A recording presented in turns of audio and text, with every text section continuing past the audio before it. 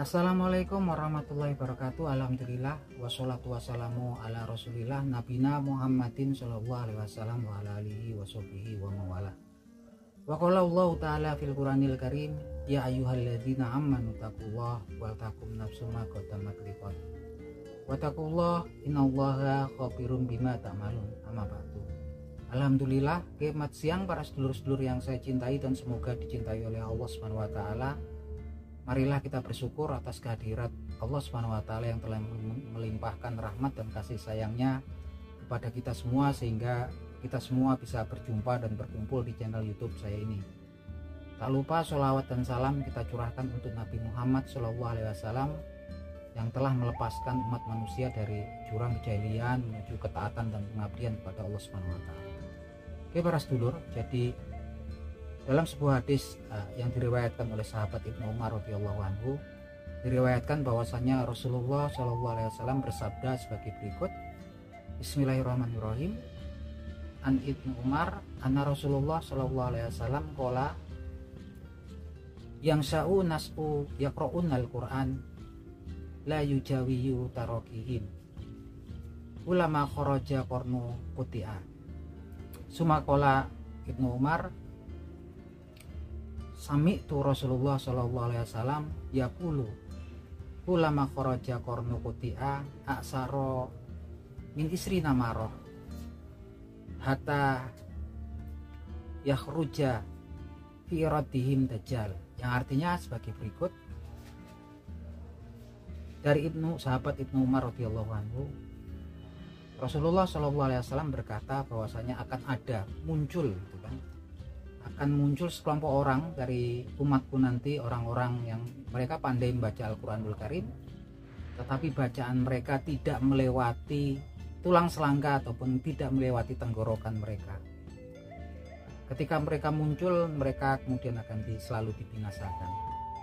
Kemudian terus Ibnu Umar berkata lagi, saya mendengar Rasulullah SAW berkata, setiap kali mereka muncul akan dibinasakan sampai kali ke-20, hingga kemudian muncullah di tengah-tengah kelompok mereka Dajjal.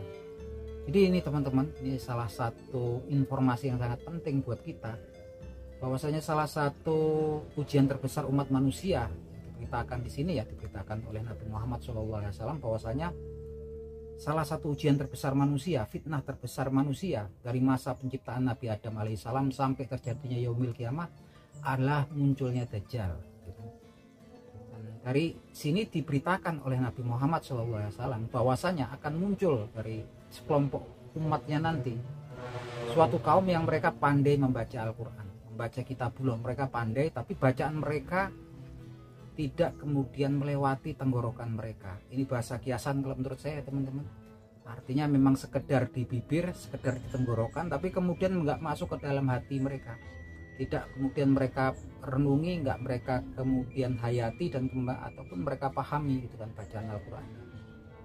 Dan ini diberitakan mereka ini akan muncul, setiap kali mereka muncul akan dibinasakan sampai kemudian kali ke-20 ketika mereka muncul, hingga kemudian Dajjal akan muncul di tengah-tengah kelompok mereka. Jadi kelompok ini teman-teman, ini yang dinamakan kelompok Khawarij gitu kan.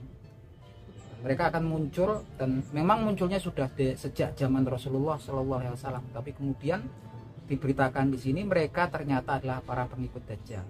Yang perlu kita ambil dari konstruksi hadis ini benang merahnya, ternyata pengikut Dajjal sendiri bukanlah sekedar kemudian orang-orang Yahudi. Kalau yang diberitakan mereka adalah pasukan, intinya adalah pasukan Yahudi, 70 orang Yahudi dari kota Isfahan yang ada di Iran, berdasarkan dokumen ya, berdasarkan hadisnya Nabi Muhammad SAW yang diriwayatkan oleh sahabat Abu Bakar As-Siddiq radhiyallahu anhu. Tapi di sini kalau dari hadis yang diriwayatkan oleh sahabat Abu Bakar radhiyallahu anhu, salah satu pengikutnya adalah Yahudi Isfahan. Dalam hadis yang bunyinya sebagai berikut. Bismillahirrahmanirrahim. At-tajalu yahruju min ardil masyriki yuqalu laha Khurasan. Dajjal itu akan muncul dari bumi sebelah timur yang namanya Khurasan. Yatba'uhu mi Yahudi Asbahan sab'una alfa alaihim tayarisa. dan dia akan diikuti oleh 70.000 orang Yahudi dari kota Asbahan atau kota Isfahan. Sabna alfa, mereka 70.000, alaihim toyalisah, dan mereka menggunakan toyalisah. Toyalisah ini pakaian tradisional khusus kaum Yahudi ya, yang sampai saat ini betul-betul masih dilestarikan penggunaannya oleh para Yahudi yang ada tinggal di kota Isfahan, di salah satu provinsi di Iran. Ini yang diberitakan ya. Diberitakan di beberapa hadis yang lain, pengikutnya adalah orang-orang yang wajahnya seperti tameng yang dilapisi kulit. Yang diberitakan mereka adalah suku bangsa Turk, yang saat ini juga mereka sudah memiliki negara ya, seperti Turkmenistan, itu tempat kampung halamannya suku bangsa Turk. Sebelahnya kemudian ada seperti Tajikistan, Kazakhstan, Azerbaijan, lah negara-negara di Asia Tengah yang suku bangsanya mayoritas adalah suku bangsa Turk. Mereka ini kebanyakan negara-negara ini mayoritas penduduknya muslim. Seperti halnya yang di Iran tuh kan mayoritas penduduknya muslim, aliran Syiah. Terlepas dari itu, ternyata ya teman-teman, ada juga pengikut Dajjal seperti yang di hadis yang diberitakan oleh sahabat Ibnu Umar radhiyallahu anhu tadi, bahwasanya ini orang-orang ini ahli ibadah gitu kan. Mereka ahli ibadah, mereka ahli membaca Al-Quran, kitabullah gitu kan. Tapi yang jelas bacaan mereka hanya sampai tenggorokannya, artinya bacaan mereka nggak dipahami secara mendalam, nggak sampai masuk ke dalam hati. Jadi kalau kita lihat runut dari ini, ternyata ada adabnya juga ya teman-teman, benang merahnya, bahwasanya ketika kita membaca Al-Quranul Karim, bukan kita sekedar kemudian membacanya secara bagus-bagus, itu kan tata bacanya seperti apa, tapi yang terpenting intinya adalah kemudian bacaan itu masuk ke dalam hati kita, artinya kita renungi, kita pahami, dan kita hayati, sehingga mengubah perilaku kita, mempengaruhi tindak tanduk kita, aktivitas kita sehari-hari. Karena memang kalau kemudian bacaan itu sekedar di bibir ataupun tenggorokan, makanya timbullah kemudian perilaku-perilaku yang sebenarnya masih bertentangan dengan ajaran-ajaran agama Islam. Bahkan ini diberitakan orang-orang ini di salah satu hadisnya itu orang-orang yang sangat tekun ibadahnya gitu kan, tapi bacaan Al-Qur'annya itu cuman sekedar sampai bibir dan tenggorokannya yang perlu kita pahami.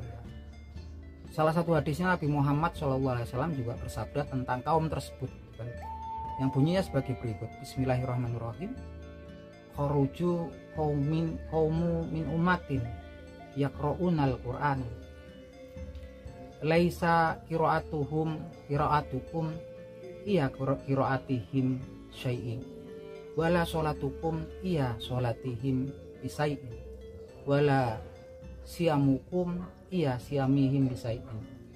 Akan muncul suatu kaum dari umatku yang mereka pandai membaca Al-Quran, dan apabila bacaan kalian dibandingkan dengan bacaan dia, tidak sebanding sedikit pun. Dan apabila sholat kalian diperbandingkan dengan sholat mereka, tidak sebanding sedikit pun. Dan apabila puasa kalian dibandingkan dengan puasa mereka, tidak sebanding sedikit pun. Ini bayangkan ketika hadis ini turun, ketika hadis ini disabdakan oleh Nabi Muhammad SAW, yang suruh perbandingannya itu adalah para sahabat ya. Bahkan sholatnya bacaan Al-Quran para sahabat, sholatnya para sahabat, saumnya para sahabat nggak sebanding dengan kaum yang muncul ini gitu kan. Tapi diberitakan lanjutannya bahwa kaum ini membaca Al-Quranul Karim hanya sebatas tulang selangkanya, nggak melewati tenggorokannya. Ini suatu kiasan yang perlu kita pelajari, yang perlu kita hayati, kita mengerti gitu kan. Bahkan mereka nanti akan membunuh orang Islam, dan kemudian mereka juga akan membiarkan penyembah berhala, dan keimanan mereka itu akan lepas seperti lepasnya anak panah dari busurnya. Nauzubillah min dzalik. Jadi artinya di sini teman-teman, yang paling utama sebetulnya kita kemudian hal-hal yang bersifat religius inilah pemahaman kita ya terhadap kitabnya Allah Subhanahu wa taala. Kitab yang memang diturunkan Allah Subhanahu wa taala kepada umat manusia untuk kemudian tidak sekedar dibaca ya. Tapi kemudian di sini untuk kita renungi, kita pahami, dan kita hayati, sehingga semoga kita nggak termasuk dalam kaum yang disebutkan oleh Nabi Muhammad SAW tersebut. Karena ini benar-benar mereka akan menjadi pengikut Dajjal. Walaupun secara lahiriah mereka adalah seorang orang yang ahli membaca kitabullah, secara lahiriah mereka adalah orang-orang yang ahli ibadah seperti sholat, secara lahiriah mereka adalah orang-orang ahli yang mereka luar biasa melakukan saum atau puasa.